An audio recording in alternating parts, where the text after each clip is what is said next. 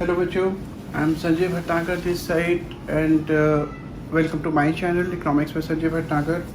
अगर आपने अभी तक सब्सक्राइब नहीं करा है तो सब्सक्राइब करें और अगर आप पहली बार विजिट कर रहे हैं तो सारे के सारे मैं एक बार दोबारा से एडवाइस करना चाहूँगा कि आप मेरी सारी वीडियोस को ध्यान से देखें। अगर आप रियली 90% प्लस स्कोर करना चाहते हैं तो आपको बहुत फ़ायदा रहेगा। मैं आज की अपने टॉपिक में आज का टॉपिक जो है मेरा वो है saving function. Saving function basically agri की डिमांड चैप्टर में एक इम्पॉर्टेंट टॉपिक आता है, इसको हम सेविंग फंक्शन करके बुलाते हैं। आपको मैं पिछली क्लासेस में कहीं डिस्कस कर चुका हूँ कि हम जो भी कमाते हैं उसको हम लिखते हैं वाई से। Income is for represented by Y. तो हम जो भी कमाते हैं is always equal to the summation of consumption plus saving. भाई किसी ने 100 रुपये कमाए, 60 रुपये कंजम्पशन पे खर्च कर दिए, 40 रुपये सेव कर दिए, तो consumption plus saving will give us income. अगर हम इस इक्वेशन को हम इस फॉर्म में भी लिख सकते हैं, मतलब हमने एस यहाँ छोड़ दिया, सी को यहाँ लेके तो S is equal to Y minus C आ गया। अगर आपने कंजम्पशन फंक्शन का वीडियो देखा हो तो आपको मालूम होगा कि कंजम्पशन को हम सी बार प्लस बी वाई भी लिखते हैं। सी बार हमारा होता है ऑटोनोमस कंजम्पशन, बी स्टैंड करता है एमपीसी के लिए एंड वाई स्टैंड करता है इनकम के लिए। सो इसका मतलब क्या होगा कि ये जो पार्ट होता है इसको हम, अगर आपको याद हो, इसको हम इंड्यूस कंजम्पशन भी बोलते हैं। इंड्यूस कंजम्पशन क्यों बोलते हैं? क्योंकि कंजम्पशन का एक पार्ट इनकम के साथ डायरेक्टली वेरी करता है। अगर इनकम बढ़ेगी तो कंजम्पशन भी वेरी करेगा। ये ऑटोनोमस कंजम्पशन है, ये वेरी नहीं करता, ये कांस्टेंट रहता है चाहे इनकम हो चाहे इनकम नहीं हो। तो autonomous consumption plus induce consumption हमारे पास पूरा सी आता है। तो हम क्या करेंगे, इस सी की वैल्यू को इस इक्वेशन में डाल देंगे ब्रैकेट यूज करते हुए। तो अब हमारे पास आ गया S is equal to Y minus C bar plus B Y. मतलब हमने सी की जगह पे ये पूरा वैल्यू डाल दिया, सी बार प्लस बी वाई। जब हम ब्रैकेट को खोलेंगे तो हमारे पास आएगा वाई माइनस, क्योंकि ये माइनस है तो सी बार माइनस में आ जाएगा एंड ये बी वाई माइनस में आ जाएगा। अब हम जब इस सी बार माइनस सी बार को हम वाई के साथ चेंज करेंगे तो हमारा माइनस सी बार आ गया इधर, ये प्लस का वाई ये चला गया इधर। तो अब हम इक्वेशन को रीराइट कैसे कर सकते हैं, minus C bar plus Y minus B Y. अब अगर आप ध्यान से देखेंगे कि क्योंकि यहाँ पे y कॉमन है तो हम इसको ऐसे भी लिख सकते हैं, s is equal to minus C bar plus Y bracket 1 minus P. जब आप इसको सॉल्व करेंगे आपके पास यही आएगा। ये जो माइनस सी बार है ये हमारा है ऑटोनॉमस कंजम्पशन की वजह से। मतलब सपोज हमारी इनकम 0 है, हमारा कंजम्पशन 200 है, तो इसका मतलब क्या हो गया, हमारी जो डिससेविंग है, क्योंकि कंजम्पशन इनकम से ज़्यादा है तो डिससेविंग हमारी हो जाएगी 200 which we represent in some saving function as minus C bar. Okay बच्चों, कुछ न्यूमेरिकल्स ऑन सेविंग फंक्शन। अभी हमने पढ़ा कि सेविंग फंक्शन को हम minus C bar plus Y bracket 1 minus B करके लिखते हैं। सपोज हमारे को वैल्यू दी है माइनस सी बार, हमारे को दी है 40, बी हमारे को दिया 0.80। ध्यान रखिएगा कि बी जो है वो एनपीसी होता है, मार्जिनल प्रोपेंसिटी टू कंज्यूम होता है। इसका मतलब क्या होगा कि अगर हम 1 माइनस एनपीसी करेंगे तो एमपीएस आ जाएगा। मतलब ये जो वैल्यू है हमारे पास 1 माइनस बी, ये हमारी एमपीएस है। वाई हमारे को दिया 100। जब हम इन सारी वैल्यूज को इस इक्वेशन में डालते हैं हमारे पास आ जाएगा माइनस 40 प्लस वाई हमारा 100 है, हमने 100 ले लिया, 1 minus B 1 minus B 1 minus 0.80 0.20 आ गया।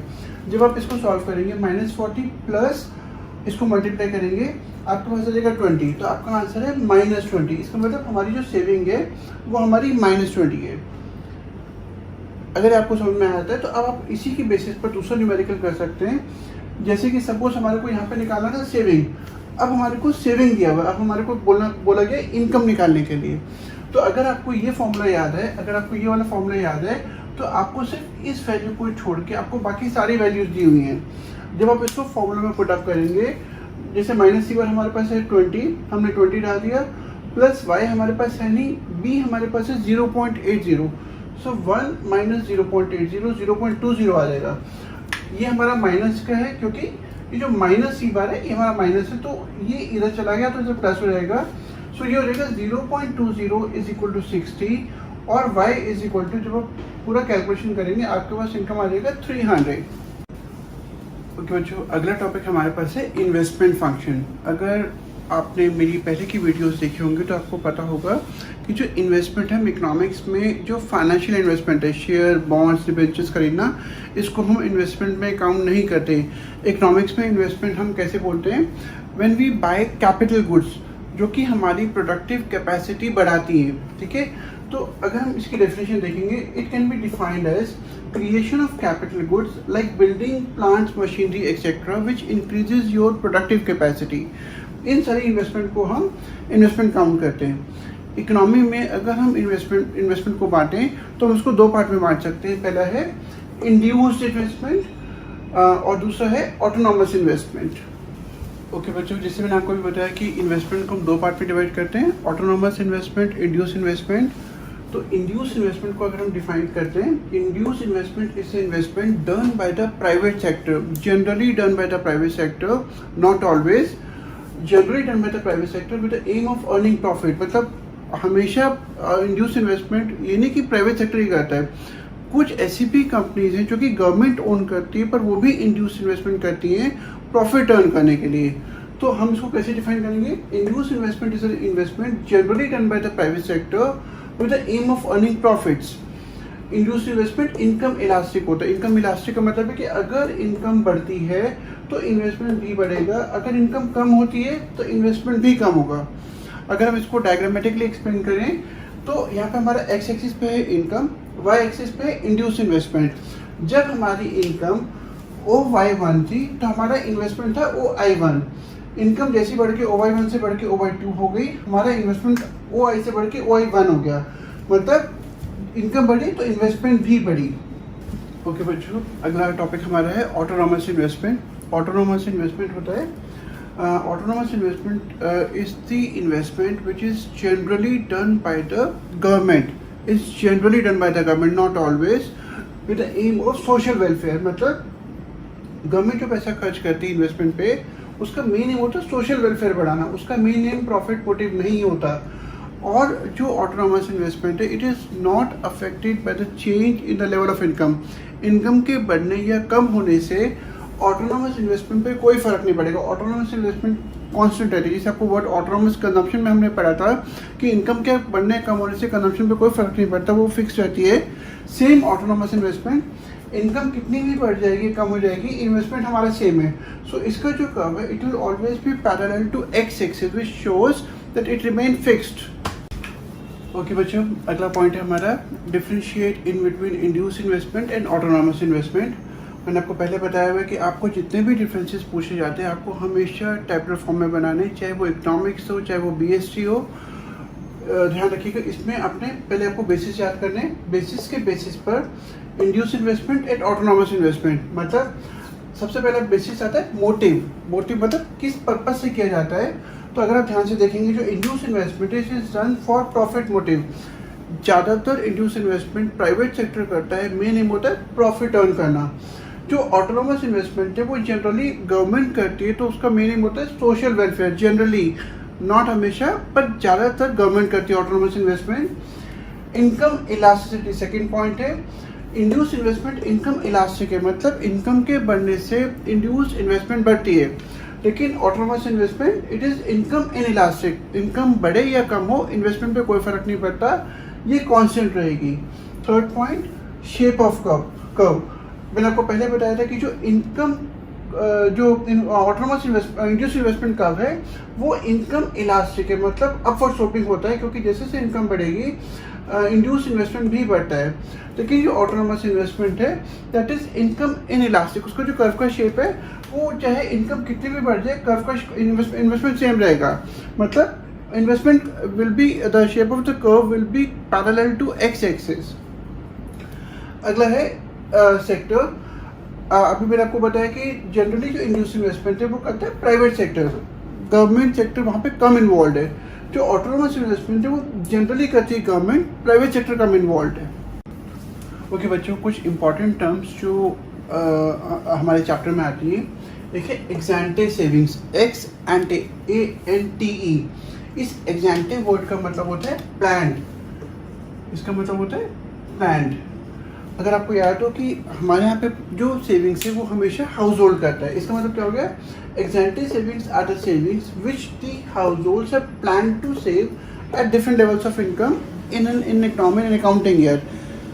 हाउस होल्ड जितना भी पैसा अलग अलग लेवल ऑफ इनकम पे प्लान करते हैं कि वो सेव करेंगे एक साल में एक इकोनॉमी के अंदर, उसको हम एग्जेंटिव सेविंग्स बोलते हैं।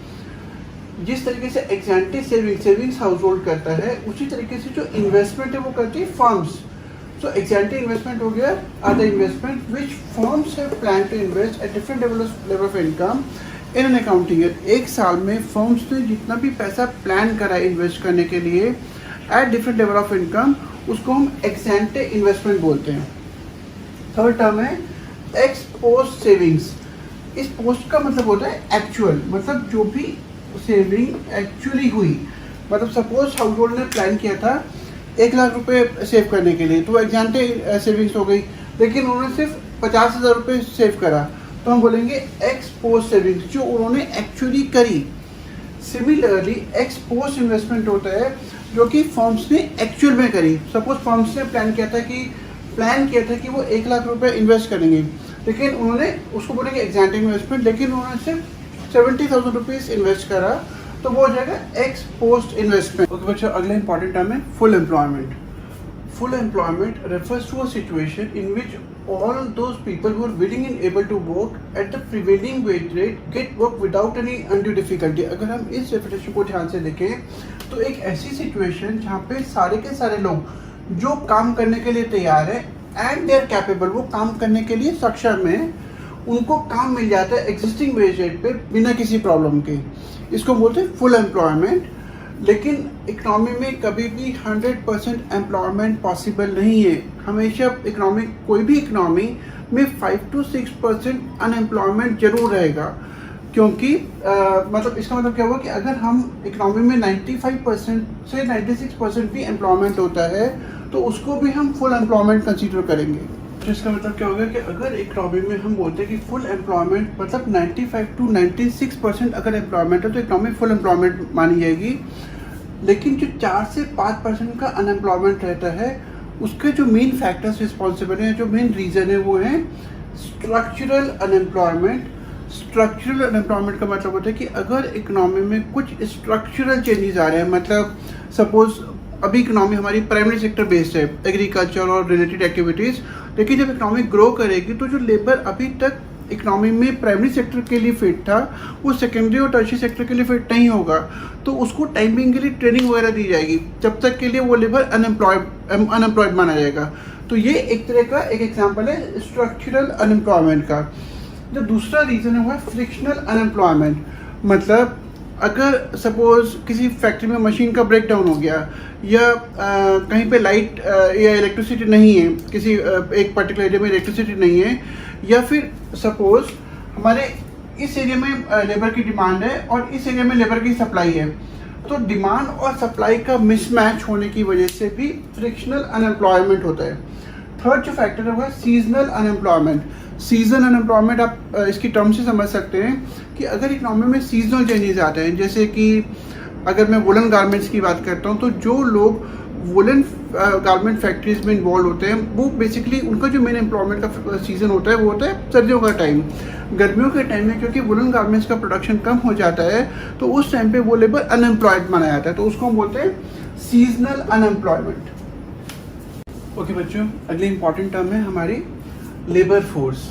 मैं आपको एक एग्जांपल से समझाता हूँ। सपोज हमारी कंट्री की टोटल पॉपुलेशन है 100 और वर्किंग पॉपुलेशन है 70, मतलब वो लोग जो काम करने लायक हैं वो है 70। सो अगर हम लेबर फोर्स को डिफाइन करते हैं तो labour force refers to that part of population which is physically and mentally able and at the same time willing to work.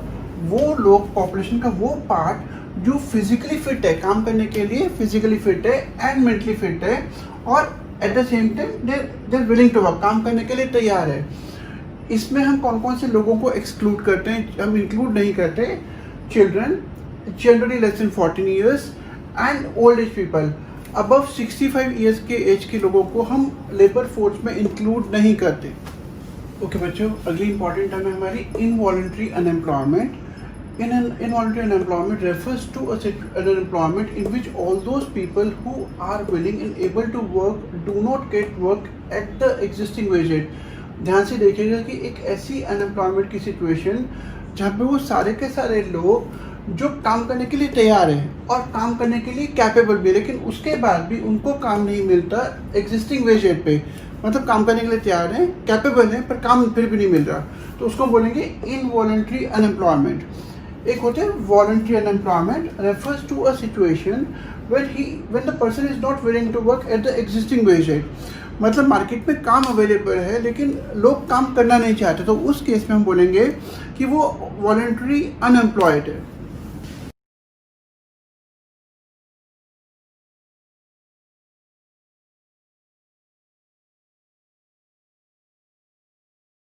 Hello बच्चों, I am Sanjay Bhatnagar this side and welcome to my channel economics में संजय भटनागर.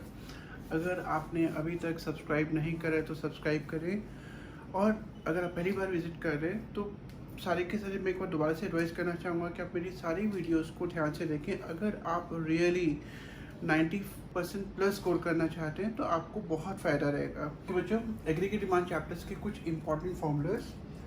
पहला है y is equal to C plus S.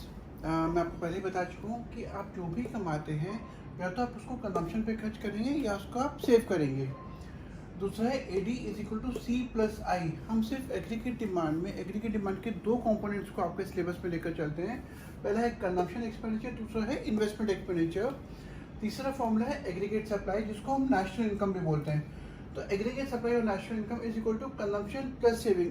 आप जो भी पैसा कमाते हैं या तो आप कंजम्पशन पे खर्च करते हैं या आप सेव करते हो, तो सी और एस का समेशन आपको नेशनल इनकम देगा, जिसको हम एग्रीगेट सप्लाई भी बोलते हैं. फोर्थ फॉर्मूला है APC, average propensity to consume, जिसको बोलते हैं कंजम्पशन अपॉन इनकम. जो पांचवा फॉर्मूला हुआ है APS, which is S upon Y. इसको the ratio of saving to income भी बोला जाता है. ध्यान रखिएगा कि हम एपीसी को 1 माइनस एपीएस करके भी निकाल सकते हैं. सिमिलरली अगर हमें एपीएस निकालना हो तो हम 1 माइनस एपीसी करके भी निकाल सकते हैं.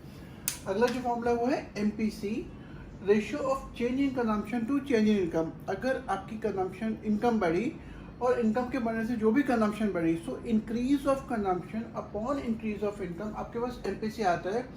एमपीसी को निकालने का एक दूसरा फॉर्मूला वो है 1 माइनस एमपीएस. आपको जो भी एमपीसी की वैल्यू दी है, जनरली 0.2345 ऐसे करके होगी, उसको आपको 1 से माइनस करना, आपको एमपीसी आएगा. अगला है एमपीएस. एमपीएस होता है marginal propensity to save, which is the ratio of change in saving to change in income. इसको हम delta S upon delta Y लिखते हैं, या हम 1 माइनस एमपीसी करके भी एमपीएस निकाल सकते हैं. अगला मैंने आपको कंजम्पशन फंक्शन का एक्सप्लेनेशन दिया था. कंजम्पशन के दो पार्ट होते हैं. एक होता है ऑटोनॉमस कंजम्पशन, जो कि इनकम से अफेक्टेड नहीं होता. इनकम बढ़े या कम हो, कंजम्पशन पे कोई फर्क नहीं आएगा. So that part of consumption which is not affected by the change in level of income is called autonomous consumption. ये फिक्स रहता है. बी हमारा होता है एमपीसी, वाई होता है इनकम. अगर हम बी वाई को कंबाइंड टर्म लेके चले, इसको बोलते हैं इंड्यूस्ड कंजम्पशन. तो हम इंड्यूस कंजम्पशन और ऑटोनॉमस कंजम्पशन को प्लस करेंगे, हमारे पास पूरा कंजम्पशन आएगा. अगला जो पार्ट है वो है saving function is equal to minus C bar. ये जो शुरू में सी बार होती है, जो कि ऑटोनॉमस कंजम्पशन होती है, जब इनकम लेवल 0 है और कंजम्पशन होती है, उसको हम ऑटोनॉमस कंजम्पशन बोलते हैं. उसकी वजह से हमारी डिसेविंग आ जाती है, तो इसको हम माइनस सी बार करके भी लिखते हैं. Plus Y 1 minus B. B MPC होता है तो 1 minus B will be MPS. तो इसका मतलब है कि जो ब्रैकेट के अंदर है वो एमपीएस है. तो एमपीएस को आप इनकम से मल्टीप्लाई करेंगे, प्लस आपकी जो भी डिसेविंग को प्लस करेंगे, आपके पास सेविंग आएगा. ओके बच्चों, मैं अब आपको कुछ एग्रीगेट डिमांड चैप्टर पे बेस्ड इंपॉर्टेंट न्यूमेरिकल्स कराने जा रहा हूँ. अगर आप सिर्फ इतने न्यूमेरिकल्स को कर लेंगे तो आपको बहुत अच्छा आइडिया हो जाएगा इस चैप्टर पे न्यूमेरिकल्स का. अब सपोज आपको दिया हुआ है इनकम 50, 100, 150, 200. आपको सेविंग्स दी 40, 75, 120. ये आपको नहीं दिया था, ये मैं आपको बता रहा हूँ कि इसको कैसे निकालेंगे. अगर आप 50 में से 10 माइनस करते हैं, भाई इनकम होता है सेविंग प्लस कंजम्पशन. आपने जो भी पैसा कमाया या तो आप कंजम्पशन पे खर्च करेंगे, सेव करेंगे. इसका मतलब क्या होगा कि अगर आपने 50 रुपये कमाए, 10 रुपये आपने सेव कर लिए, सो दिस माइनस दिस, बाकी का पैसा आपने कंजम्पशन पे खर्च कर दिया. इस तरीके से आप कंजम्पशन के बाकी फिगर्स निकाल सकते हैं। 100 माइनस 40 60, 150 माइनस 75 75, 200 माइनस 120 80। अब आपके पास इनकम, सेविंग और कंजम्पशन आ गए। आपको बोला जाता है calculate APC, APS, MPC, MPS. APC होता है सी अपॉन वाई, इनकम को वाई लिखते हैं तो 40 अपॉन 50 आपके पास आ जाएगा 0.80। Similarly 60 upon 100 0.60 and so on. आपके पास एपीसी के सारे फिगर्स आ जाएंगे। भाई अगर आपके पास एपीसी आ गए तो एक एपीएस का तरीका है कि आप एस अपॉन वाई करके निकाल सकते हैं, और एक है अगर आप एपीसी की वैल्यू को 1 में से माइनस करते हैं आपके पास एपीएस आ जाएगा। तो जैसे यहाँ पे अगर 1 माइनस 0.60 करेंगे तो 0.40, 0.50 एंड 0.60। अब हम एमपीसी निकाल रहे हैं। अब हमारे पास कंजम्पशन के सारे फिगर्स ही हैं। ये ध्यान रखिएगा कि अगर आपके पास अब इससे पहले का कंजम्पशन का फिगर नहीं तो हम चेंज फाइंड आउट नहीं कर सकते। एमपीसी होता है delta C upon delta Y, change in consumption upon change in income. क्योंकि इससे पहले का हमारे पास फिगर नहीं तो हम चेंज फाइंड आउट नहीं कर सकते, तो हम क्या करेंगे, पहली लाइन में हम इसको डैश लगाएंगे ना। एमपीसी हम फाइंड आउट कर सकते हैं ना एमपीएस। अगला जो फिगर है वो है 60 माइनस 40, कितने का चेंज हुआ कंजम्पशन में, 20 का। इनकम में कितने का चेंज हुआ, 50 का। सो 20 अपॉन 50 हमारे पास आंसर आ जाएगा 0.40। इसी तरीके से हम बाकी का निकालेंगे। कितने का चेंज हुआ यहाँ पर कंजम्पशन में, 15। इनकम में चेंज हुआ 50 का। 15 अपॉन 50 15 अपॉन 50 हमारे पास आंसर आ जाएगा 0.30। इस तरीके से 80 minus 75 5, change in consumption. 200 minus 150 50, change in income. So 5 upon 50 will be 0.10। अब अगर हमारे पास एक बार एमपीसी का फिगर आ जाता है तो हम एमपीएस का फिगर बड़े आराम से निकाल सकते हैं। आपको सिर्फ क्या करना है, एमपीसी का जो भी फिगर है आपको उसको 1 में से माइनस कर देना है। तो इस केस में हमारा जो एमपीएस है वो है पहला यहाँ पर 0.60, ये है 0.70 एंड दिस इज 0.90। और इस तरीके से आप कैलकुलेट कर सकते हैं। ओके बच्चों, अगला न्यूमेरिकल जो टीचर्स बहुत ज़्यादा देना पसंद करते हैं वो ये वाला है। हमारे को इनकम दिया हुआ है 0, 100, 200, 300 और एमपीसी दिया हुआ है 100 क्या 0.6, 0.6, 0.6।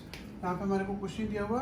और जो हमारे को फिगर दिया हुआ वो दिया हुआ है सेविंग्स का। जब जीरो इनकम है तो हमारी सेविंग -90 है और हमारे को एपीएस निकालने के लिए बोला जाता है। तो ध्यान रखिएगा क्योंकि हमारे पास इनकम है, हमारे पास सेविंग है। कंजम्पशन होता है, इनकम होती है y is equal to C plus S. तो इसका मतलब क्या होगा कि y is equal to C plus S. इसका मतलब क्या होगा कि अगर आप इसमें से ये फिगर माइनस करते हैं, भाई y is equal to C plus S है, तो इसका मतलब क्या हो गया, c is equal to Y minus S हो गया। तो ये माइनस करेंगे हमारे पास आएगा +90। अब अगर आप ध्यान से देखेंगे आपको निकालना है एपीएस। आपको एपीएस में सिर्फ सेविंग का एक फिगर दिया, बाकी आपको फिगर्स नहीं दिए हुए। तो आप क्या करेंगे, आप एमपीसी को यूज़ करेंगे क्योंकि आपको एमपीसी के सारे फिगर्स दिए हुए हैं। जब आप एमपीसी को यूज़ करेंगे, जो एमपीसी होता है ये होता है delta C upon delta Y. अब हमारे पास दिया हुआ है, जैसे हमारे पास यहाँ पे फिगर दिया हुआ है 0.6 is equal to delta C upon delta Y 100। अगर आप ध्यान से देखेंगे 100 माइनस 0 100। तो जब आप डेल्टा सी निकालते हैं 100 को 0.6 से मल्टीप्लाई करेंगे आपके पास आएगा 16। इसी तरीके से अगला जो वैल्यू है वो भी हमारा 60 ही रहेगा और उसका अगला भी 60 रहेगा। ये ध्यान रखिएगा कि हमारे पास ये चेंज इन कंजम्पशन आ रहा है, मतलब जैसे से इनकम बढ़ी तो कंजम्पशन में कितने का चेंज आ रहा है। भाई अब हमारी जो इनकम थी जीरो लेवल ऑफ इनकम पे थी, हमारी जो कंजम्पशन थी जीरो लेवल ऑफ इनकम पे वो थी 90। जब आप इस 90 में ये 60 प्लस करेंगे आपके पास अगला कंजम्पशन आ जाएगा। फिर इस 150 में जब आप ये 60 प्लस करेंगे आपके पास अगला कंजम्पशन आ जाएगा एंड सो ऑन। अब आपके पास कंजम्पशन के सारे फिगर्स आ गए। ध्यान रखिएगा अभी आपके पास कंजम्पशन आया। जब आप इनकम में से कंजम्पशन माइनस करेंगे आपके पास सेविंग आएगा। तो इस केस में 100 माइनस 150 आपके पास आ गया -50। 200 माइनस 210 अभी भी हमारा जो सेविंग है वो माइनस में है और अब जाके ये प्लस का फिगर हो जाएगा, दैट इज 300 माइनस 270। अब आपके पास सेविंग के सारे फिगर्स आ गए। अब आप सेविंग को अपॉन इनकम करेंगे आपके पास एपीएस आ जाएगा तो ये है -90/0 कुछ नहीं होगा, -50/100 ये हो जाएगा -0.50, -10/200 ये हो जाएगा -10/200। अगर आप कैलकुलेट करेंगे तो ये आएगा 0.005 आना चाहिए। एंड अगला है 30/300, इट विल बी 0.10। ओके बच्चों, अगला न्यूमेरिकल हमारे को दिया गया है, हमारे को दिया गया consumption expenditure 600, investment expenditure 300, national income जिसको हम वाई या एग्रीगेट सप्लाई भी बोलते हैं वो हमारे को दिया हुआ 1000। हमारे को बोला गया calculate aggregate demand AD, aggregate supply and savings. भाई आपको मालूम है कि एडी तो हम सीधे निकाल सकते हैं सी प्लस आई। हमारे पास कंजम्पशन दिया 600, इन्वेस्टमेंट दिया 300, दोनों को प्लस करेंगे हमारे पास एग्रीगेट डिमांड आ जाएगा 900। अगला है हमारा एग्रीगेट सप्लाई। मैंने अभी आपको बताया कि एग्रीगेट सप्लाई को हम इनकम या नेशनल इनकम भी बोलते हैं, तो वो फिगर हमारे को दिया हुआ है। तो हम aggregate supply is equal to national income is equal to 1000, क्योंकि हमारे को दिया हुआ, हमारे को यहाँ पे कोई कैलकुलेशन करने की जरूरत नहीं। बच्चों अगला हमें बोला कि सेविंग्स निकालने के लिए। सेविंग्स भाई हमारे पास इनकम है, हमारे पास कंजम्पशन है, तो अगर हम इनकम में से कंजम्पशन माइनस करेंगे, इनकम और एग्रीगेट सप्लाई एक ही बात होती है, तो इनकम में से कंजम्पशन माइनस करेंगे हमारे पास सेविंग आ जाएगा। तो इस -600 will be saving which is 400। Okay बच्चों, अगला क्वेश्चन हमारे को दिया हुआ है, using the consumption function C is equal to C bar plus B Y, calculate consumption expenditure at income level of 500 crores। Income दी हुई है आपको 500 crores, ये हमने लिख लिया। हमको निकालना है consumption expenditure if autonomous consumption is 40 crores। Autonomous consumption हमारे पास 40 आ गया and 40% of additional income is saved. अब आप ध्यान से देखेंगे कि जो भी इनकम बढ़ी उसको बोल रहे हैं एडिशनल इनकम, उस बढ़ी हुई इनकम का 40% सेव हो गया, मतलब हमारे को यहाँ पे MPS दिया जा रहा है, additional income of is saved, मतलब 40/100 ऑफ X इज सेव्ड। सो हमारे पास MPS आ जाएगा 0.40, मतलब हमारे पास अगर MPS आ गया तो हम उसमें उसको 1 में से माइनस करेंगे, हमारे पास आ जाएगा MPC विच इज 0.60। आपको बोला कि कंजम्पशन एक्सपेंडिचर निकालना है, आप ये वाला फॉर्मूला लिखेंगे C is equal to C bar plus B Y. C bar हमारे पास है 40, बी हमारे को दिया हुआ है 0.60 एंड वाई आ गया हमारे पास 500। तो जब आप इसको कैलकुलेट करेंगे आपके पास कंजम्पशन आ जाएगा विच इज 340।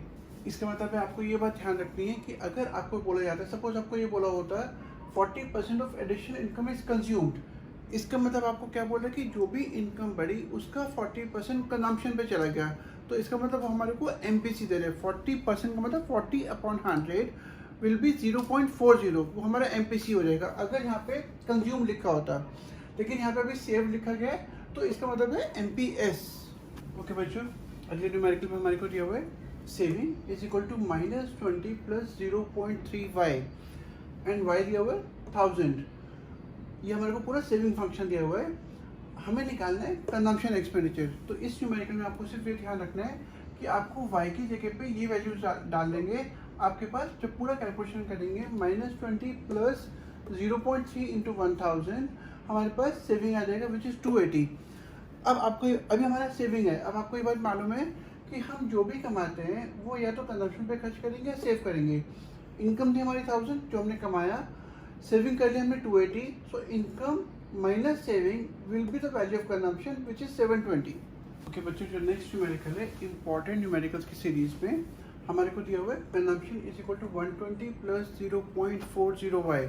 हमारे को सिर्फ ये कंजम्पशन फंक्शन दिए, हमको बोला कि डिराइव सेविंग फंक्शन। दूसरा पॉइंट निकालना है हमारे को saving at income level of 500। जब इनकम 500 है तो उस पॉइंट पर हमारी सेविंग कितनी होगी। एंड तीसरा है हमारे को निकालना है जो level of income when savings become zero, किस लेवल ऑफ इनकम पे हमारी जो सेविंग है वो जीरो हो जाएगी। तो सबसे पहला पॉइंट सेविंग फंक्शन डिराइव करना है। अगर आप ध्यान से देखेंगे ये हमारा ऑटोनॉमस कंजम्पशन होता है जो कि -c बार के बराबर होता है। तो इसका मतलब है कि 120 को अगर हम यहाँ पे -120 लिखेंगे हमारे पास ये डिसेविंग आ जाएगी, प्लस y हमारे पास नहीं है तो हम y को एज इट इज लिखेंगे, क्योंकि कंजम्पशन फंक्शन है तो ये जो पॉइंट है इसको बोलते हैं ये MPC होगा। इसका मतलब है कि अगर हमारे को सेविंग फंक्शन में निकालना है तो 1 minus MPC will be MPS। तो ये जो ब्रैकेट है अगर हम 1 में से MPC की वैल्यू माइनस करते हैं हमारे पास MPS आएगा विच इज़ 0.60। अब हमारे पास ये पूरा हमारे पास आंसर आ गया which is -120 plus Y bracket 0.60 which is our MPS. Second point हमारे को क्या निकालना है, saving at income level of 500। भाई हमारे पास कंजम्पशन फंक्शन दिया हुआ है और हमारे को बोला है कि सेविंग निकालो जब इनकम 500। तो या तो आप ऐसे निकाल सकते हैं कि आप इस 500 की वैल्यू को इस कंजम्पशन फंक्शन में डाल दें। तो जब आप ऐसे करेंगे तो आपके पास पूरा कैलकुलेशन करेंगे, आपके पास कंजम्पशन आ जाएगा। या फिर हमारे पास अब आ गया सेविंग फंक्शन, हम इस सेविंग फंक्शन को भी यूज़ कर सकते हैं सेविंग को निकालने के लिए। हमारे को सिर्फ यहाँ पे क्या करना है, ये जो y है, जो इनकम हमारे को दिया हुआ हमारे को 500 इस जगह पे लिखना है। तो हमारे पास जो सेविंग फंक्शन है वो -120 हमने ये ले लिया, 500 इनकम ये रही हमारी और 0.60 एमपीएस। जब आप इसको पूरा कैलकुलेट करेंगे हमारे पास सेविंग आ जाएगा 180 एट इनकम लेवल ऑफ 500। जो थर्ड पॉइंट निकालने के लिए बोला गया था, level of income when savings become 0। भाई एक कौन सा लेवल ऑफ इनकम है जहाँ पे कि हमारी सेविंग 0 हो जाती है। तो आपके पास ये पूरा फंक्शन दिया हुआ है, आपको सिर्फ क्या करना है, इस सेविंग की जगह पे आप 0 लिखेंगे, बाकी सारे का सारा ये सेम उतार देंगे। तो जब आप ये उतारेंगे एक्सेप्ट वाई, क्योंकि वाई हमारे को निकालना है, तो आप जब इसको ये माइनस से इधर जाके प्लस हो गया 120 = 0.60 वाई। जब आप इसको कैलकुलेट करेंगे आपके पास इनकम आ जाएगी विच इज़ 200। ओके बच्चों, नेक्स्ट न्यूमेरिकल हमारे को दिया हुआ ऑटोनोमस इन्वेस्टमेंट। ऑटोनोमस इन्वेस्टमेंट को हम आई बार भी बढ़ाते हैं, अगर आपको याद हो आई बार जो हमारे को दिया हुआ 100, एमपीएस हमको दिया हुआ 0.2। अगर हमको एमपीएस दिया हुआ 0.2 तो इसका मतलब है हमारा एमपीसी कितना हो जाएगा, 1 - 0.2 विल बी 0.8। हम जब भी एमपीएस की वैल्यू को 1 से माइनस करते हैं हमारे पास एमपीसी आ जाएगा। ठीक है, तो उस केस में ये हमारा आ गया एमपीसी। अब हमारे पास इनकम दिया हुआ 4000 और सी बार हमारे पास है 50 जो ऑटोनोमस कंजम्पशन होता है। हमको बोला गया कैलकुलेट एग्रीगेट डिमांड। भाई एग्रीगेट डिमांड को हम लिखते हैं सी प्लस आई। हम अगर देखें तो हम सी को सी बार प्लस बी वाई करके भी लिख सकते हैं। तो हमने क्या करा, सी बार प्लस बी वाई लिख दिया, आई को हमने आई बार लिख दिया, क्योंकि ये जो आई है वो ऑटोनोमस इन्वेस्टमेंट है जो कि आई बार ही बुलाया जाता है।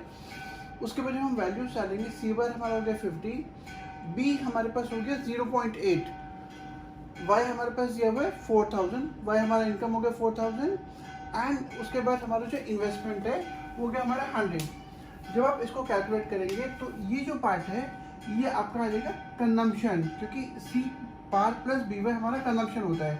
और जब हम उसमें आई बार प्लस करेंगे ये वाला पार्ट हमारे पास आ जाएगा एग्रीगेट डिमांड। ओके बच्चों, अगला न्यूमेरिकल जहाँ पर हमारे को दिया हुआ है सेविंग फंक्शन -120 प्लस 0.4 वाई और हमारे को निकालने के लिए बोला गया है हमको कंजम्पशन फंक्शन डिराइव करना है, पहला पॉइंट। जो दूसरा पॉइंट है वो consumption at income level of 500। जब इनकम 500 है तो कंजम्पशन कितना होगा। और तीसरा पॉइंट है break even level of income. Break even level of income निकालना है जहाँ पे कि हमारा वाई और सी बराबर होता है। तो पहला जो पॉइंट है कंजम्पशन फंक्शन, आप सीधा सेविंग फंक्शन से कंजम्पशन फंक्शन डिराइव कर सकते हैं। अगर आप ध्यान से देखेंगे तो ये जो -120 है ये कंजम्पशन फंक्शन में हमारा ऑटोनोमस कंजम्पशन है, क्योंकि ये नेगेटिव सेविंग इस ऑटोनोमस कंजम्पशन की वजह से होती है। तो -120 हम यहाँ पे 120 लेंगे। अब ये सेविंग फंक्शन है तो इसका मतलब है कि हमारे को यहाँ पर एमपीएस दिया हुआ है। तो अगर हम 1 - एमपीएस करेंगे हमारे पास एमपीसी आ जाएगा विच विल बी 0.60। हमारे पास पहला पॉइंट आ गया कंजम्पशन फंक्शन का। जो सेकेंड पॉइंट है भाई, अब हमारे पास कंजम्पशन फंक्शन आ गया which is C bar plus B Y. अब आपको निकालना है consumption at 500 level of income. तो आप इस वैल्यू को वाई की जगह पे डाल देंगे इस इक्वेशन में, आप पूरा कैलकुलेशन करेंगे, आपके पास कंजम्पशन आ जाएगा which in this case is 420। जो थर्ड पॉइंट है उसको हमें निकाले break even level of income. अगर आपको याद हो कि break even level of income होता है जहाँ पे कि इनकम और कंजम्पशन बराबर होती है। भाई जब इनकम और कंजम्पशन बराबर है इसका मतलब हमारी सेविंग्स हो जाएंगी 0। तो हम इस इक्वेशन को, इस फंक्शन को यूज़ कर सकते हैं अपना break even level of income निकालने के लिए। भाई जब सेविंग 0 तो हमने क्या करा, इस एस की जगह पे हमने 0 लिख दिया। और जब हम पूरा कैलकुलेट करेंगे हमारे पास -120 ये रहा, एमपीएस ये वो 0.40 और इनकम हमें निकालना है। जब आप इसको पूरा कैलकुलेट करोगे -120 इधर जाके +120 हो गया, +120 इज इक्वल टू 0.40 वाई और y इज इक्वल टू 300। ये आपका break even level of income आ गया। ओके बच्चों, हल्का सा ट्रिकी न्यूमेरिकल है। आपको वैल्यूज दिखेंगे, कैसे दिखेंगे? If M P C is 4 times of M P S, ना आपको एम पी सी दिया गया ना एम पी एस दिया गया, लेकिन आपको एक रिलेशन बताया गया है कि अगर M P C M P S से 4 गुना बड़ा है and consumption at zero level of income is 70। भाई जीरो लेवल ऑफ इनकम पे जो भी कंजम्पशन होती है उसको हम बोलते हैं ऑटोनॉमस कंजम्पशन। तो इसका मतलब है autonomous consumption is 70। Derive the saving function, हमको सेविंग फंक्शन निकालना है। अब सबसे पहले तो हमको ये फाइंड आउट करना पड़ेगा कि एमपीसी कितना है, एमपीएस कितना है। आपको एक बार सजेस्ट करूंगा कि आपको जो भी आप दोनों को ध्यान से पढ़ेंगे, जब स्टेटमेंट को आप ध्यान से पढ़ेंगे तो आपको एक बड़ा दिखाई देगा, एक छोटा। इस केस में MPC is 4 times of MPS, मतलब एमपीसी एमपीएस से 4 गुना बड़ा है। मतलब अगर आप एमपीएस को एस एक्स लेके चलते हैं, अगर आप एमपीएस को लेट एमपीएस बी एक्स, अब एमपीसी एमपीएस से 4 गुना बड़ा है तो एमपीसी हो जाएगा 4x, ये x हो गया, ये 4x हो गया। हमको मालूम है कि MPC plus MPS is equal to 1 होता है।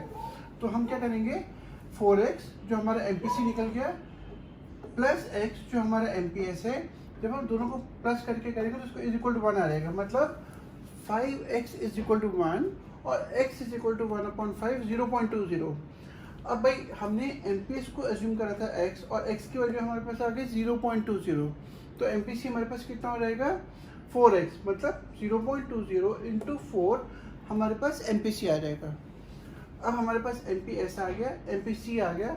हमको बोला गया डिराइव द सेविंग फंक्शन।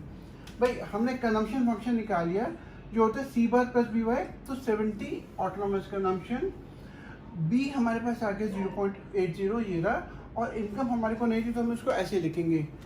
और अगर हम इसे सेविंग फंक्शन निकालते हैं तो कैसे निकालेंगे, s is equal to minus C bar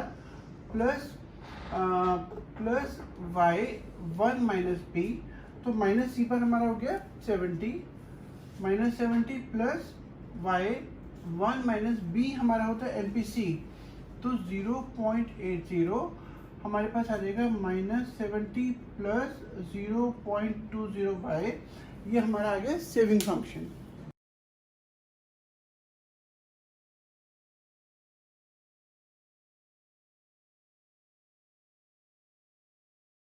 hello बच्चों, I am Sanjay Bhatnagar this side. Welcome to my channel economics by Sanjay Bhatnagar. यार अगर आपने अभी तक वीडियो सब्सक्राइब नहीं करा तो प्लीज़ सब्सक्राइब करो। आई एश्योर यू कि अगर आपने मेरी क्लासेस को प्रॉपरली अटेंड करा तो आपके 90% प्लस मार्क्स जरूर आएंगे। मैंने पूरे कॉन्सेप्ट को, पूरी इकोनॉमिक्स को मैंने बहुत छोटे छोटे चैप्टर्स में, छोटे छोटे वीडियो क्लासेस में बांटा हुआ है। अगर आप शुरू से उसको देखोगे तो आपको बहुत अच्छा फ़ायदा मिलेगा, बहुत अच्छा स्कोर कर पाओगे। मैं आज आपको पढ़ाने जा रहा हूँ इनकम डिटर्मिनेशन एंड मल्टीप्लायर। इसमें हम बात करते हैं कि कैसे किसी भी इकोनॉमी में इक्विलिब्रियम लेवल अटेन किया जाता है, कैसे इक्विलिब्रियम लेवल डिटरमिन होता है।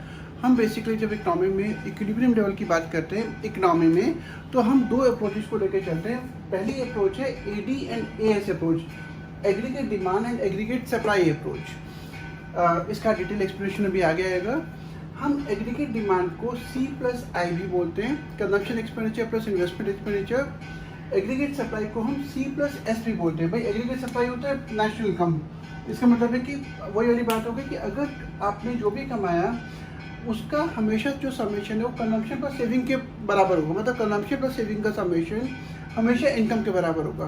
तो हम एएस को C प्लस एस भी बोलते हैं। अगर हम इन वैल्यूज़ को यहाँ पे एडी की जगह पे C प्लस आई लिख दिया और एस की जगह पे C प्लस एस लिखेंगे, सी दोनों में कॉमन है तो हमारा सी कट गया। तो जो दूसरी अप्रोच आती है वो हमारी आती है सेविंग एंड इन्वेस्टमेंट अप्रोच। तो इस तरीके से हम 2 अप्रोचेस से इकोनॉमिक के इक्विलिब्रियम लेवल को की डिटर्मिनेशन को पढ़ते हैं, ADS approach and SNI approach, saving and investment approach. Okay बच्चों, जो aggregate demand aggregate supply approach है उसमें आपको जो सबसे पहला स्टेप है वो लिखना है एजम्पशंस।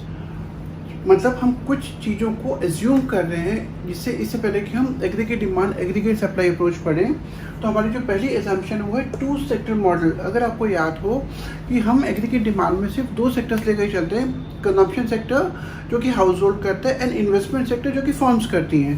सो हम सिर्फ 2 सेक्टर मॉडल की बात कर रहे हैं। तो दूसरी हमारी एजम्पशन वो है इन्वेस्टमेंट एक्सपेंडिचर इज ऑटोनॉमस। जो एडी में सी प्लस आई है, आई जो है वो ऑटोनॉमस है, it do not vary with the change in the level of income, it remain fixed. And जो थर्ड है वो है प्राइस लेवल इज कांस्टेंट। यहाँ पे प्राइसेस में कोई भी चेंज नहीं आ रहा, हम एज्यूम कर रहे हैं कि इकोनॉमिक का जो प्राइस लेवल है वो कांस्टेंट है, उसमें कोई चेंजेस नहीं आ रहे। And fourth we are talking about short run. जब हम डिटर्मिनेशन ऑफ इक्विलिब्रियम लेवल की बात करते हैं तो हम शॉर्ट रन कॉन्सेप्ट को लेकर चल रहे हैं कि कैसे aggregate demand and aggregate supply आपस में इंटरेक्ट करता है और इक्विलिब्रियम को डिटरमिन करता है। मुझे इसका मतलब है कि आपको जो पहला स्टेप है वो आपको एजम्पशंस लिखनी है शॉर्ट में, उसके बाद आपको एग्रीगेट डिमांड को डिफाइन करना है। एग्रीगेट डिमांड को डिफाइन करके आपको थोड़ा सा एक लाइन लिखना है कंजम्पशन एक्सपेंडिचर पे। Basically consumption expenditure is the expenditure which varies directly with the level of income. And जो दूसरी लाइन लिखनी है आपको लिखनी है इन्वेस्टमेंट पे। Investment in this scenario is assume to be autonomous, it do not vary with the level of income. आपने aggregate demand को डिफाइन कर दिया, उसके बाद आप एग्रीगेट सप्लाई को डिफाइन करेंगे। एग्रीगेट सप्लाई और नेशनल इनकम एक ही बात है। So it is the money value of all the goods and services produced in an economy in an accounting year. हम बात कर रहे हैं फाइनल गुड्स एंड सर्विसेज की, इसको हम नेशनल इनकम बोलते हैं। मैं आपको पहले ही बता चुका हूँ कि money value of all the goods and services produced in an economy will always be equal to the summation of factor incomes. Rent, wages, interest and profit को प्लस करेंगे, आपके पास नेशनल इनकम आएगा। So aggregate supply and national income is one and the same thing. Okay बच्चों, जो third step है, पहले step में आपको एजम्पशन सीखना है, सेकंड में आपको एडी और एस को थोड़ा ब्रीफ में एक्सप्लेन करना है। थर्ड स्टेप जो है, अगर ये एडीएस अप्रोच का क्वेश्चन 6 मार्कर आता है कि आपको 6 मार्कर लिखना है एडीएस अप्रोच से कि कैसे इक्विलिब्रियम डिटरमिन करता है, तो आपको assumptions, definition, table, diagram and आगे 2 स्टेप और लिखने हैं। लेकिन अगर आपको एक 4 मार्कर आता है तो आपको ये टेबल बनाने की ज़रूरत नहीं, आप सीधा एजम्पशंस, डेफिनेशन, एडीए और एस के डेफिनेशन, डायग्राम और उसका एक्सप्लेनेशन कर सकते हैं। अब मैं आपको टेबल की हेल्प से कैसे एडीएस अप्रोच से आप इक्विलिब्रियम डिसाइड करते हो ये बताने जा रहा हूँ। ये वही सेम फिगर्स है जो मैंने आपको बताया कि इसको आपको कैसे याद करना है। इनकम में 0 लिया, आप इसमें 100 ऐड करते जाओ। कंजम्पशन है, 0 के आगे जो कंजम्पशन है 40 विच इज़ ऑटोनॉमस कंजम्पशन, आप इसमें 80 ऐड करते जाओ। सेविंग इनकम माइनस कंजम्पशन, आपके पास सेविंग आ जाएगा। तो ऑब्वियसली क्योंकि शुरू में कंजम्पशन इनकम से ज़्यादा होता है, हमारा जो सेविंग है वो नेगेटिव में आएगा। फिर जैसे जैसे इनकम बढ़ती जाएगी कंजम्पशन भी बढ़ता है, बट कंजम्पशन के बढ़ने की स्पीड इनकम के बढ़ने की स्पीड से कम होती है। तो over a period of time हमारी पॉजिटिव सेविंग होनी स्टार्ट हो जाएगी। एंड देन इन्वेस्टमेंट हमने एज्यूम करा 40, मतलब अगर आप पूरी टेबल में ध्यान से देखेंगे तो आपको एक नंबर याद रखना है 40, जो 40 ये वाला है, और वही 40 आप इन्वेस्टमेंट में पूरा 4 फिगर वही सेम कॉपी कर सकते हैं। अब इन्वेस्टमेंट आ गया आपके पास, आपको एग्रीगेट डिमांड निकालना है। एग्रीगेट डिमांड होता है C plus I, consumption expenditure plus investment expenditure. तो जब आप सी और आई को प्लस करेंगे आपके पास एडी आएगा। अगर आप ध्यान से देखेंगे क्योंकि इन्वेस्टमेंट कांस्टेंट है, तो 80 के बाद अगर आप 80 ऐड करते जाएंगे आपके पास एग्रीगेट डिमांड आ जाएगा। एग्रीगेट सप्लाई और नेशनल इनकम एक ही बात होती है। जो इनकम हमारी ये लिखो तो ये सेम फिगर हमारे यहाँ पर भी आएगा। आप इसको वेरीफाई कर सकते हैं जब आप इसमें कंजम्पशन और सेविंग करेंगे। तो सपोज आपने कंजम्पशन और सेविंग को ऐड करा 40 प्लस माइनस 40, आपके पास 0 आ गया। 120 प्लस माइनस 20, आपके पास 100 आ गया, एंड सो ऑन। अब जब आप पूरी टेबल को ध्यान से देखते हैं तो आपको एक ऐसे पॉइंट पर इक्विलिब्रियम लेवल दिखेगा जहाँ पे कि एग्रीगेट डिमांड और एग्रीगेट सप्लाई बराबर है। भाई यहाँ पे नहीं है हमारा एडीएस बराबर, यहाँ नहीं है, यहाँ नहीं है। तो अगर हम ध्यान से देखेंगे तो this is the point where our AD and AS is equal, मतलब ये हमारा इक्विलिब्रियम लेवल ऑफ इनकम है। मैंने आपको बताया था कि हम इक्विलिब्रियम को 2 तरीके से मेजर करते हैं, एक है एडीएस अप्रोच, एक है सेविंग एंड इन्वेस्टमेंट अप्रोच। तो इसका मतलब क्या होगा कि आप किसी भी अप्रोच से मेजर करेंगे इक्विलिब्रियम लेवल ऑफ इनकम आपका सेम रहेगा। इसका मतलब यहाँ पे भी अगर आप ध्यान से देखेंगे तो जो एस एंड आई है वो बराबर है, मतलब दोनों अप्रोचेस से equilibrium level of income will always B eight the same point, एक ही जगह पे आपको इनकम इक्विलिब्रियम इनकम दिखाई देगा। ओके बच्चों, अगला आ गया हमारा डायग्राम। हम कैसे डायग्राम की हेल्प से एग्रीगेट डिमांड और एग्रीगेट सप्लाई अप्रोच से इकोनॉमिक के इक्विलिब्रियम को दिखा सकते हैं। भाई हम लोगों ने एग्रीगेट सप्लाई कर्व बनाया है, एग्रीगेट सप्लाई कर्व और इनकम कर्व एक ही बात है। हमारा ये कर्व हमेशा 45 डिग्री बनेगा एग्रीगेट डिमांड हमेशा हमारा वाई एक्सिस से स्टार्ट होता है, पॉजिटिव साइड से। अब एग्रीगेट सप्लाई बढ़ रहा है, एग्रीगेट डिमांड बढ़ रहा है, तो एक ऐसा पॉइंट आएगा जहाँ पे कि इकोनॉमी दोनों इंटरसेक्ट करेंगे। ये हमारा इक्विलिब्रियम लेवल ऑफ इनकम है। जब आप नीचे लाइन खींचेंगे तो आपके पास इनकम, इक्विलिब्रियम इनकम आ जाएगा। ध्यान रखिएगा कि हम इक्विलिब्रियम लेवल ऑफ इनकम को इक्विलिब्रियम लेवल ऑफ आउटपुट या इक्विलिब्रियम लेवल ऑफ एम्प्लॉयमेंट भी बोलते हैं। अब भाई इस पॉइंट पर ये जो एग्रीगेट डिमांड कर्व है हमारा हर जगह पे ये पूरा एग्रीगेट डिमांड शो करता है, बट एक particular level of aggregate demand जहाँ पे कि इकोनॉमिक इक्विलिब्रियम में है, उस डिमांड को हम बोलेंगे अफेक्टिव डिमांड। ओके बच्चों, मैंने अभी आपको बताया कि एग्रीगेट डिमांड और एग्रीगेट सप्लाई जहाँ पे इंटरसेक्ट करते हैं, क्रॉस करते हैं, वहाँ पे हमें इकोनॉमी का इक्विलिब्रियम लेवल मिलता है। अगर हम इस लाइन को नीचे खींचेंगे तो ये आ गया हमारे पास इक्विलिब्रियम लेवल ऑफ इनकम। अब हमारे सामने दो सिचुएशंस आती हैं। एक सिचुएशन है जहाँ पे कि एग्रीगेट डिमांड एग्रीगेट सप्लाई से ज़्यादा है, मतलब अगर आप ध्यान से देखेंगे एग्रीगेट डिमांड हमारे पास इतना है, एग्रीगेट सप्लाई इतना है, मतलब एग्रीगेट डिमांड एग्रीगेट सप्लाई से ज़्यादा है, तो इकोनॉमी में इक्विलिब्रियम कैसे अटेन किया जाएगा। आपको ऐसे करके क्वेश्चन पूछा जाएगा, how economy will attain equilibrium if AD is greater than AS और AD is less than AS। तो पहली सिचुएशन यहाँ पे कि AD is greater than AS, भाई AD ज़्यादा का मतलब है कि इकोनॉमी में जो कंजम्पशन एक्सपेंडिचर है और इन्वेस्टमेंट एक्सपेंडिचर है वो ज़्यादा हो रहा है कंपेयर टू सप्लाई, मतलब फर्म्स कम प्रोड्यूस कर रही है और कंजम्पशन एक्सपेंडिचर इन्वेस्टमेंट एक्सपेंडिचर ज़्यादा हो रहा है, जिसकी वजह से हमारी जो इकोनॉमी वो डिसइक्विलिब्रियम में आ गई है। अब क्या होगा अगर ऐसा होता है कि जब डिमांड ज़्यादा है सप्लाई कम है, तो प्रोड्यूसर ऑब्वियसली अपनी सप्लाई को बढ़ाएंगे, और वो जब तक अपनी सप्लाई को बढ़ाते रहेंगे जब तक कि इकोनॉमी इक्विलिब्रियम अटेन नहीं कर लेती, यहाँ पे कि AD और AS बराबर नहीं हो जाता। जो दूसरी सिचुएशन है, पहली है AD is greater than AS और दूसरी है अगर AD is less than aggregate supply, जो ये वाला पार्ट है। अब देखिए अगर ध्यान से देखेंगे तो एग्रीगेट डिमांड कम है, एग्रीगेट सप्लाई ज़्यादा है, मतलब इकोनॉमी में जो प्रोड्यूसर्स हैं, जो फर्म्स हैं, they are producing more than what is actually demanded. Market में जो डिमांड है उससे ज़्यादा प्रोड्यूसर प्रोड्यूस कर रहे हैं, तो ऑब्वियसली क्या होगा, सप्लाई ज़्यादा डिमांड कम है, तो प्रोड्यूसर का जो गुड्स हैं वो बिक नहीं रही, तो स्टॉक पाइल अप होना स्टार्ट हो जाएगा। प्रोड्यूसर क्या करेगा, वो अपनी सप्लाई को कम करेगा, तो प्रोड्यूसर जो अपनी सप्लाई को कम करेगा तो movement will be like this. And जब ये ऐसा चलता रहेगा तो एक ऐसा पॉइंट आएगा जहाँ पे कि इकोनॉमी वापस से इक्विलिब्रियम अटेन कर लेगी और इस तरीके से इक्विलिब्रियम डिटरमिन हो जाएगा। बच्चों अभी हम एग्रीगेट demand and aggregate supply approach को डिस्कस कर रहे थे, मैं एक बार इसको फाइनली कंक्लूड कर रहा हूँ। जब भी आपसे क्वेश्चन आता है AD एंड AS अप्रोच से आपको इक्विलिब्रियम बताना है, तो आपको सबसे पहले एजम्पशंस लिखनी है। 4 एजम्पशंस हैं। मैंने आपको बताया था कि we are talking about 2 sector. पहली एजम्पशन 2 सेक्टर की है, दूसरा प्राइस लेवल कांस्टेंट है, तीसरा हम शॉर्ट रन की बात कर रहे हैं, और चौथा investment expenditure is assume to be autonomous. आपको 4 एजम्पशंस लिखनी है।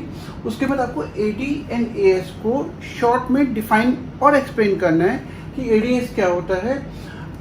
फिर आपको टेबल बनाना है। टेबल तभी बनाना है जब आपको, अगर 6 मार्क का क्वेश्चन आता है, अगर 6 मार्क का क्वेश्चन नहीं है तो आपको शेड्यूल या टेबल बनाने की ज़रूरत नहीं है। उसके बाद आपको डायग्राम बनाना है जहाँ पे कि AD और AS आपस में इंटरसेक्ट करेंगे, इक्विलिब्रियम डिसाइड होगा।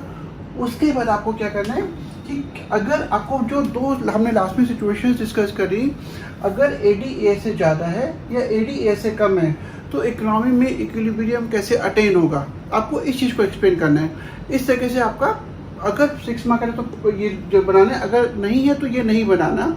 इस तरीके से आपको ADS अप्रोच से आप आंसर लिखेंगे।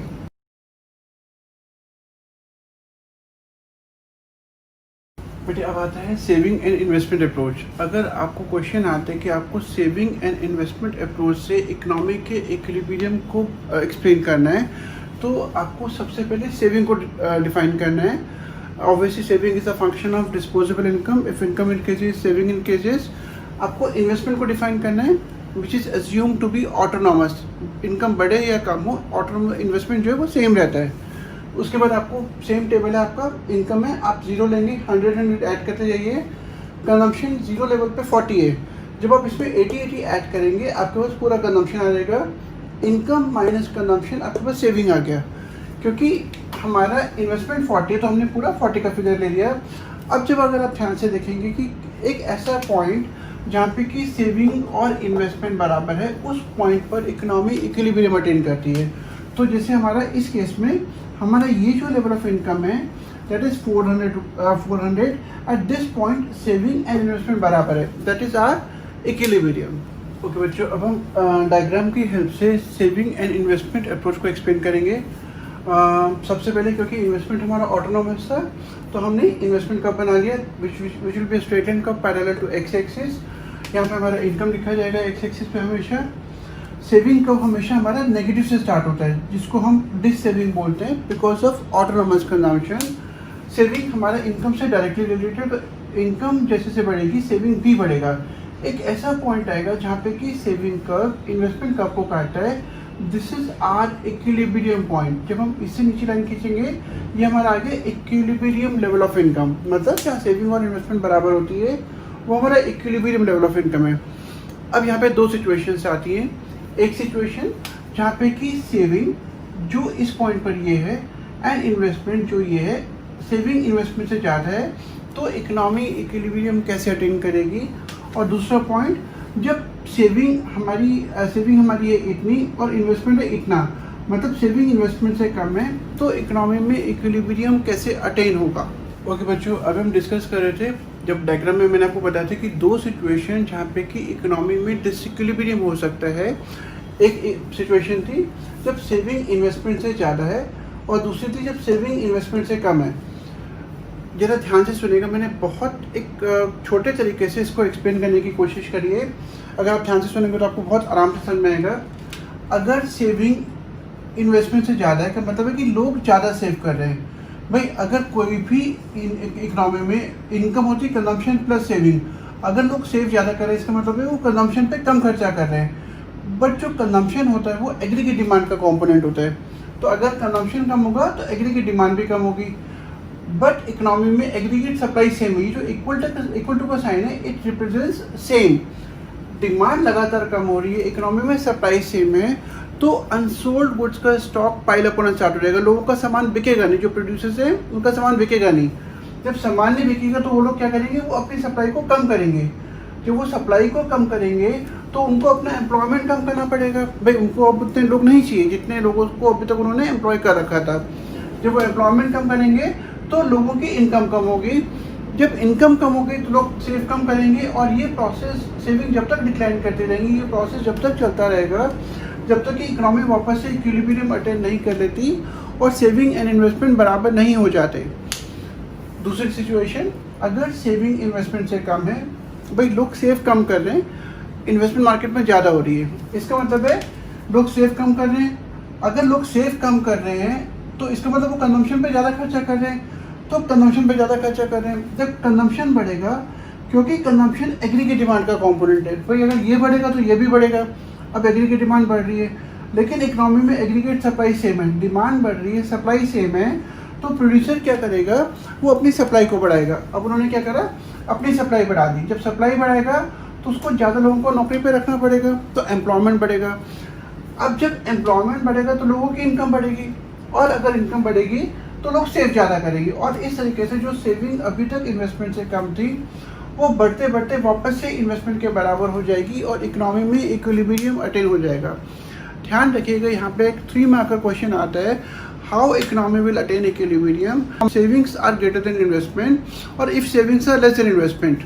तो आपको इसको ऐसे करके एक्सप्लेन करना, आप इस चेन को याद कर लीजिए और फिर आपको इसको एक्सप्लेन करना है। इसको एक्सप्लेन कैसे कर सकते हैं, if people are saving more, that means they are spending less on consumption. When consumption declines, it would result into decline in aggregate demand. Aggregate demand is declining, but aggregate supply is same.